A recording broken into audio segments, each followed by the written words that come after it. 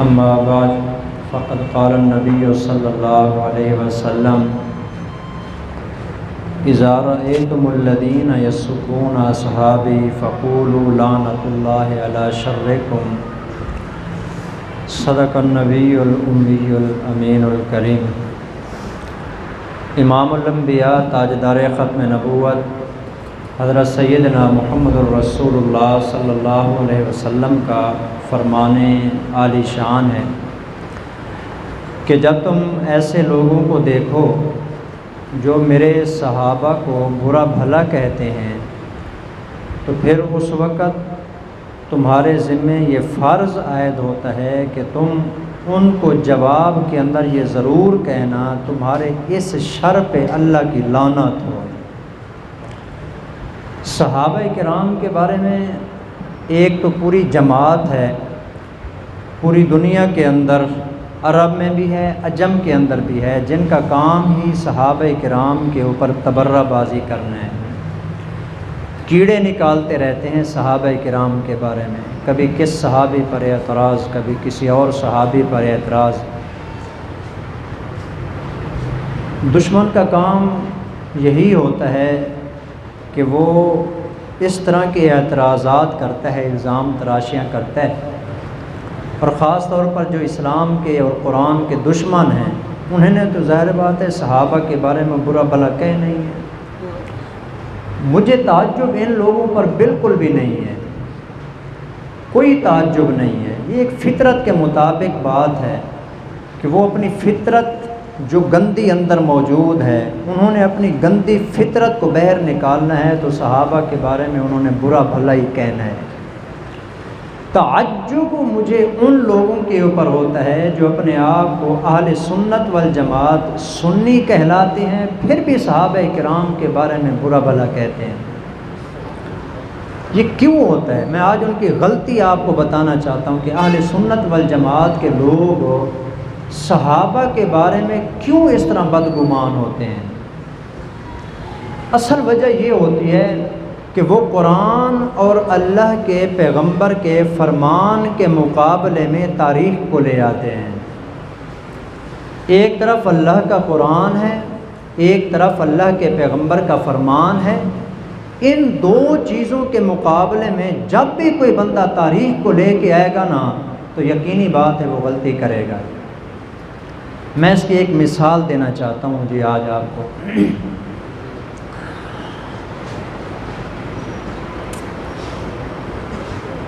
اچھا ایک بات آپ بتائیں، سچی سچی بتانا، اس وجہ سے نہیں کہ میں آپ سے پوچھ رہا ہوں تو اس لیے آپ میرے منہ پہ ایسے ہی بتا دیں، جو دل میں ہونا وہی بات زبان سے آپ نے بتانی ہے۔ مسجد کے اندر بیٹھ کر آپ علی وجہ البصیرت سچ سچ بتائیں، ہمارا ایمان زیادہ مضبوط ہے یا صحابہ کا ایمان مضبوط تھا؟ اس میں کوئی دوسری بات ہے؟ اگر کوئی کہتا ہے کہ میرا ایمان صحابہ سے مضبوط ہے اس کا سرے سے ایمان ہی نہیں ہے، اس کو تجدید ایمان بھی کرنی چاہیے، تجدید نکاح بھی کرنی چاہیے۔ ان کے ایمان کا تذکرہ اللہ قرآن میں کرتے ہیں، اولئک کتب فی قلوبہم الایمان، میرے پیغمبر آپ کے صحابہ اتنے عظیم ہیں، میں نے اپنے قدرت کے ہاتھوں سے ان کے دل کے اندر ایمان کو لکھ دیا ہے، قرآن ان کے بارے میں کہتا ہے۔ اب آپ بتائیں اگر ہمارا ایمان اتنا کمزور ہونے کے باوجود آج آپ اس بات کی اجازت دیں گے؟ یہ دوسرا میرا سوال ہے آپ سے۔ اتنا ایمان کمزور ہونے کے باوجود جب کہ نبی اکرم صلی اللہ علیہ وسلم کو دنیا سے گئے ہوئے 14 صدیوں سے زیادہ وقت گزر چکا ہے، کیا آج آپ اجازت دیں گے کہ اس مسجد کے ممبر کے پاس جہاں نماز پڑھی جاتی ہے کوئی بندہ آ کے گھوڑا یا گدھا باندھ دے؟ ہاں جی بتائیں، اجازت دیں گے؟ اگر کوئی کر دے ایسا جی، ملک کا کوئی سربراہ ہے یا ہمارے شہر سرگودھا کا کوئی ناظم ہے، نائب ناظم ہے، وہ اپنا گھوڑا یا اپنا گدھا آ کے مسجد کے ممبر کے پاس باندھ دیتا ہے، وہ گھوڑا یہاں پر لیدیں بھی کرتا ہے، پیشاب بھی کرتا ہے، کیا خیال ہے ہم کمزور جتنے بھی ہیں ایمان والے خاموش بیٹھے؟ نہیں نا، جب ہم اس بات کی اجازت نہیں دیتے، صحابہ کے بارے میں کیوں ہم نے یہ سمجھا ہوا ہے؟ ملک کے بہت بڑے نام ہیں جی، بہت بڑے نام ہیں ملک کے اندر، تقریریں کرتے ہیں جی، میری عادت نہیں ہے کسی کا نام لینے کی، لیکن آج بتاؤں گا میں آپ کو تاکہ آپ کو پتہ چلے ان کے بارے میں۔ اس مرتبہ مجھے بھی ان کی ایک تقریر سننے کا اتفاق ہوا۔ انہوں نے تقریر کرتے ہوئے جو ہے نا یہ کہا ہے کہ جب حضرت امیر معاویہ کا دور ختم ہوا، یزید کا دور شروع ہوا، یہ 60 ہجری کی بات ہے جی، اور صحابہ رہے ہیں تقریباً 100 ہجری تک یا 110 ہجری تک جی، بہت سارے صحابہ ہیں، ہزاروں کی تعداد میں صحابہ کرام اس وقت مدینے میں، مکے میں، دمشق میں، شام میں، عراق میں، مصر میں، ایران میں بھرا پڑا ہے پورا ایک عالم اسلام جی، مسلمانوں سے اور صحابہ کرام سے۔ تو یزید جب خلیفہ بنا نا، میں پہلے یقین نہیں کرتا تھا، اس مرتبہ مجھے خود کو اتفاق ہوا ہے ان کی تقریریں سننے کا۔ یزید جب خلیفہ بنا نا تو اس نے مدینہ منورہ کے اندر مسجد نبوی میں منبر رسول کے پاس جہاں حضور خطبہ دیتے تھے وہاں پر اس نے گھوڑے بندھوائے، گھوڑے لید کرتے تھے، وہ لید وہاں پر جا کے گرتی تھی جہاں اللہ کے پیغمبر مصلی پہ کھڑے ہو کے نماز پڑھاتے تھے۔ یہ تقریر ہو رہی ہے اہل سنت والجماعت کے آدمی، ان کو اتنا بھی شرم نہیں آتی؟ صحابہ کرام کا ایمان اتنا کمزور ہے کہ مسجد نبوی کے اندر یزید نے گھوڑے بدوا دیے، وہ پیشاب بھی کر رہے ہیں، لیدیں بھی کر رہے ہیں، اور وہ ہاتھ کے اوپر ہاتھ دھر کے بیٹھے ہوئے کچھ بھی نہیں کر رہے ہیں۔ اتنا تو کم از کم انسان کو حیا ہونی چاہیے کہ تمہارا ایمان صحابہ کے ایمان سے زیادہ مضبوط ہے، کہ آج ذرا سی بات ہوتی ہے کہ شور مچا دیا جاتا ہے۔ آج ہماری ان مسجدوں کے اندر بچہ خالی جوتا پہن کے آ جائے تو بابے نہیں چھوڑتے، بیچارہ معصوم سا بچہ ہے، بھول کے پہن کے آ گیا، اس کو نہیں چھوڑتے، تھپڑ لگا کے باہر نکال دیتے ہیں، جوتا پہن کے مسجد میں آیا ہے۔ اور اس نے گھوڑے بندھوا دیے، اور وہ بھی مسجد نبوی میں مصلی رسول کے اوپر وہ لید کرتے تھے، پیشاب کرتے رہے، اللہ کے پیغمبر کا مصلی خراب ہوتا رہا، صحابہ کرام ڈر کی وجہ سے کچھ بھی نہیں کرتے تھے۔ صحابہ کا ایمان تم نے ایسا ویسا سمجھ رکھا ہے؟ اہل سنت والجماعت کے یہ علماء ہیں جی، مولانا طارق جمیل صاحب جی، سنا ہوگا آپ نے نام جی، ایک یہ انہوں نے تقریر کی ہے جی، اور ایک بریلوی عالم ہے جی، توتلا سا بولتے ہیں، مجھے نہیں نام آتا ان کا، پتہ نہیں کیا نام ہے، ثاقب رضا جی، جھوٹ بولتے ہیں یہ دونوں جی۔ صحابہ کرام کے بارے میں اس طرح کا نظریہ، شرم آنی چاہیے۔ اذا رأیتم الذین یسبون اصحابی فقولوا لعنۃ اللہ علی شرکم، جب اس طرح کے لوگوں کو دیکھو جو صحابہ کرام کو برا بھلا کہتے ہیں، ان کو کہو کہ تمہارے اس شر اور تمہاری اس زبان کے اوپر خدا کی لعنت پڑے۔ صحابہ کرام کے بارے میں اس طرح کی گفتگو کرنا، نعوذ باللہ ان کا ایمان اتنا کمزور تھا کہ انہوں نے مسجد نبوی کو خراب کر دیا، گھوڑے باندھ دیے، گدھے باندھ دیے، بولنے کا طریقہ نہیں آتا، زبان تو نہ بولیں۔ تاریخ میں لکھا ہوا ہے جی، میں آپ کو بتانا یہ چاہتا تھا، ایک طرف قرآن ہے جی، ایک طرف اللہ کے پیغمبر کا فرمان ہے۔ اب یہ ان دونوں عالموں نے جو تقریر کی ہے، کہاں سے کی ہے تقریر؟ تاریخ سے، تاریخ کو دیکھ کر یہ باتیں کر رہے ہیں، اور تاریخ میں لکھا ہوا ہے۔ کیوں لکھا ہوا ہے جی؟ دشمن جو کسی کی تاریخ لکھے گا تو ظاہر بات ہے وہ دشمن کی تعریفیں لکھے گا۔ میرے استاد ہیں حضرت علامہ طالب بنجاری صاحب، وہ اکثر مثال دیتے ہیں، اگر پی پی کا کوئی بندہ تاریخ لکھے تو وہ نون لیگ کی تعریفیں لکھے گا؟ کہاں تعریفیں لکھے گا؟ دور ان کا ہے، تاریخ یہ لکھ رہے ہیں۔ تو بنو عباس کے دور میں یہ ساری تاریخ لکھی جا رہی ہے، تو انہوں نے بنو امیہ کے بارے میں اس طرح کی باتیں جو ہے نا لکھنی ہیں، اور اتنے عرصے کے بعد تاریخ لکھی جا رہی ہے، نہ قرآن کی پرواہ ہے، نہ اللہ کے پیغمبر کے فرمان کی پرواہ ہے، صحابہ کے ایمان کو کمزور کیا جا رہا ہے۔ تو پھر وہی نظریہ اپنا لیں جو ان کا ہے، جو صحابہ کے دشمن ہیں، جو کہتے ہیں کہ نعوذ باللہ حضور کے فوت ہونے کے بعد سارے صحابہ مرتد ہو گئے۔ یہ تو کوئی طریقہ کار نہیں ہے۔ تاریخ کی وجہ سے صحابہ کرام کے خوبصورت اور اجلے دامن کو داغدار کرنا جی، تو اس لیے یہ بہت بڑے علماء ہیں۔ میں سچی بات ہے، اختلاف ہونے کے باوجود دل سے قدر کرتا تھا ان کی جی۔ جب سے یہ بات میں نے سنی ہے نا، مجھے یقین نہیں آ رہا کہ اس طرح کے عالم ہو کر اس طرح کی کمزور باتیں ذکر کرتے ہیں۔ پھر مجھے سمجھ آئی کہ شاید ان بیچاروں کو تاریخ سے کہیں دھوکہ لگا ہے جی۔ اگر آپ مکی توحیدیہ مسجد کے مصلی کے پاس گھوڑا نہیں باندھنے دیتے کسی کو، مسجد کے اندر کسی بچے کو جوتا پہن کے آنے کی اجازت نہیں دیتے، کیا نعوذ باللہ صحابہ کرام کا اتنا بھی ایمان نہیں تھا کہ وہ کم از کم روک دیتے کہ یہ اللہ کے پیغمبر کا مصلی ہے، یہاں پر ہم گھوڑا نہیں باندھنے دیں گے؟ وہ عظیم لوگ تھے، خدا کی قسم، جہاں حضور کا پسینہ گرتا وہ اپنی جانیں قربان کرتے تھے۔ صحابہ کے بارے میں اس طرح کی بات کرنا، گفتگو کرنا۔ اگلی بات جو انہوں نے کی ہے نا تقریر کے اندر، خدا کی قسم میں یہاں مسجد میں کھڑے ہو کے بتا نہیں سکتا آپ کو۔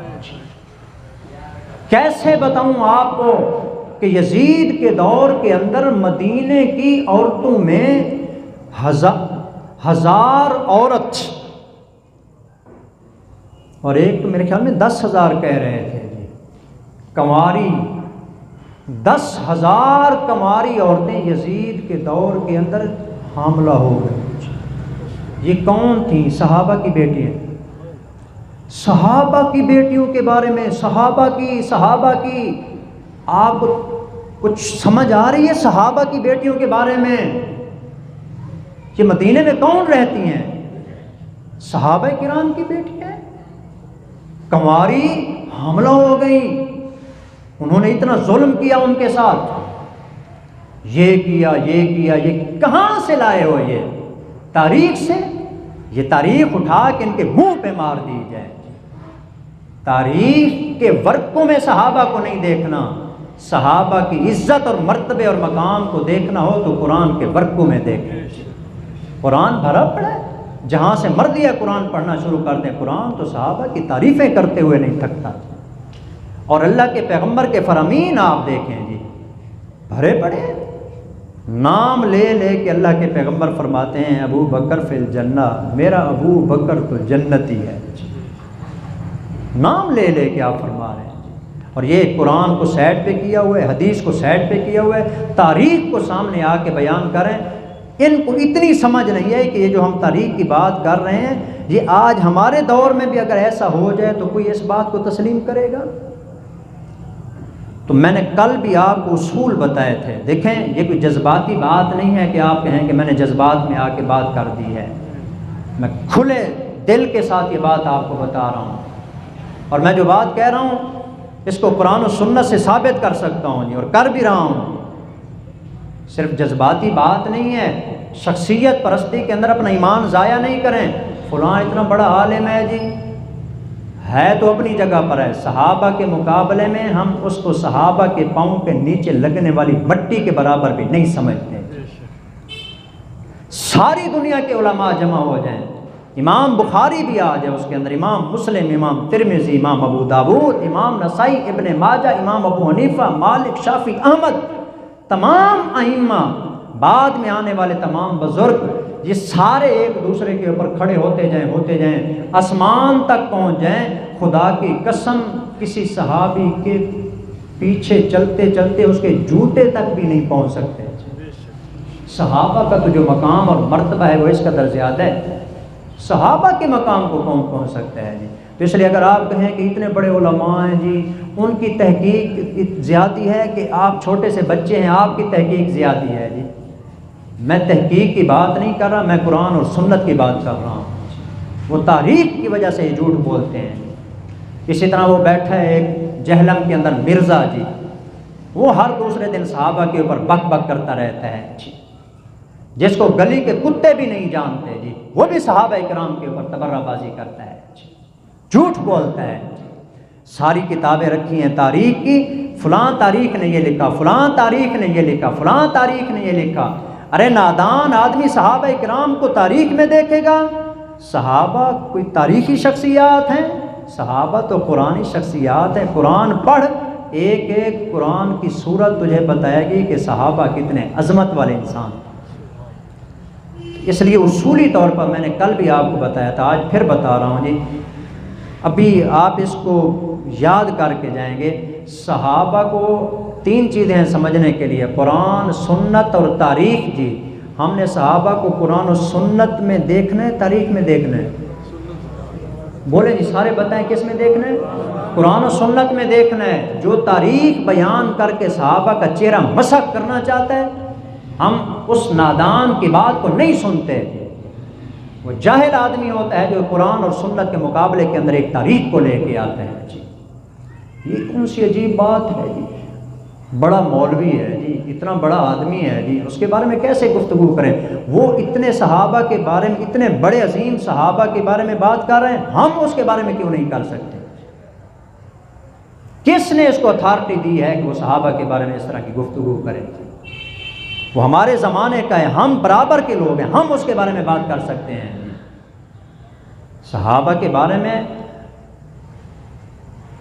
صحابہ تو اتنے عظیم ہیں، کبھی کبھی تو صحابہ کی وجہ سے اللہ اپنے پیغمبر کے اوپر ہلکا ہلکا جو ہے نا ناراضگی کا اظہار کر دیتا ہے۔ نابینا صحابی آ رہے ہیں لکڑی ٹیکتے ٹیکتے جی، آپ بڑے بڑے کافروں کو دعوت اسلام دے رہے ہیں، حضور کے ماتھے پہ تیوری بن گئی کہ یہ تو بعد میں بھی آ سکتا تھا، اپنا جو ہے میں ان کو ایمان کی دعوت دے رہا ہوں، یہ مسلمان ہو گئے تو سارا مکہ مسلمان ہو جائے گا۔ وہ نابینا صحابی آیا، حضور کے ماتھے پہ تیوری بن گئی، اللہ نے اس تیوری بننے پر پوری سورت نازل فرما، عبس وتولی ان جاءہ الاعمی۔ میرے ایک نابینا بندے کے آنے کی وجہ سے میرے نبی کے ماتھے پہ تیوری آ گئی؟ نہیں میرے پیغمبر، یوں نہیں ہونا چاہیے، نہیں میرے پیغمبر یہ نہیں ہونا چاہیے۔ یہ تو جب آپ کی محفل میں آنے لگے نا، فقل سلام علیکم، یہ بھی آپ کو سلام کرنے لگے، ان کے سلام کرنے سے پہلے آپ کہا کریں کہ اللہ تمہیں سلام کرتا ہے۔ کتنے عظیم لوگ ہیں۔ پھر یہی نبینا صحابی ہیں، جب مسجد نبوی کے اندر آتے ہیں، حدیث میں آتا ہے کہ اللہ کے پیغمبر کھڑے ہو کے اس کا استقبال فرماتے ہیں۔ صحابہ تو اتنے پیارے ہیں اللہ کو کہ نبی اکرم صلی اللہ علیہ وسلم کو بھی اللہ تعالیٰ قرآن مجید کے اندر ان کے بارے میں بتاتے ہیں کہ میرے پیغمبر یہ عظیم لوگ ہیں۔ اس لیے اور کسی آدمی کا یہ حق نہیں بنتا کہ صحابہ کے بارے میں اس طرح کی گفتگو کرے۔ تو یہ اصولی بات تھی جو میں نے آپ کو بتا دی ہے۔ انشاءاللہ ہم صحابہ کا تعارف شروع کر رہے ہیں جی، یہ چونکہ بہت عظیم عنوان ہے، یہ چند تمہیدی باتیں ہیں جو میں ذکر کر رہا ہوں جی۔ ایک مرتبہ پھر دہرائیں گے آج کے اپنے سبق کو جی۔ ہم نے صحابہ کرام کو قرآن اور سنت کے آئینے میں دیکھنا ہے یا تاریخ کے؟ قرآن و سنت کے آئینے میں۔ قرآن و سنت کے مطابق جو تاریخ آئے گی مانیں گے، اور جو قرآن و سنت سے ہٹ کے تاریخ آئے گی ہم اس کو اٹھا کے دیوار کے اوپر مار دیں گے، اس کو ہم نہیں مانیں گے۔ صرف اسی تاریخ کو مانیں گے جو صحابہ کے پیچھے چلے گی۔ جو صحابہ کے بارے میں تاریخ پہ بکواس کرے گی ہم اس تاریخ کو اٹھا کے پھینک دیں گے۔ میں نہیں مانتا اس تاریخ کو جو صحابہ کرام کے بارے میں برا بھلا کہتی ہے، میں اسی کو مانتا ہوں جو اللہ کا قرآن اور محمد کا فرمان کہتے ہیں جی۔ تو بہرحال جی یہ اصول ہو گیا، اسی اصول کے اوپر ہم قرآن اور سنت کے حوالے سے انشاءاللہ صحابہ کا تعارف پیش کریں گے۔ اللہ ہم سب کو صحابہ کرام کے نقش قدم پہ چلنے کی توفیق عطا فرمائے۔ وما علینا الا البلاغ المبین۔